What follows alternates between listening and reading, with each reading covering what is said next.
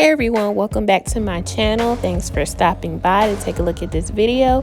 So I decided to make a quick video just showing me organizing the baby's cabinet in the kitchen.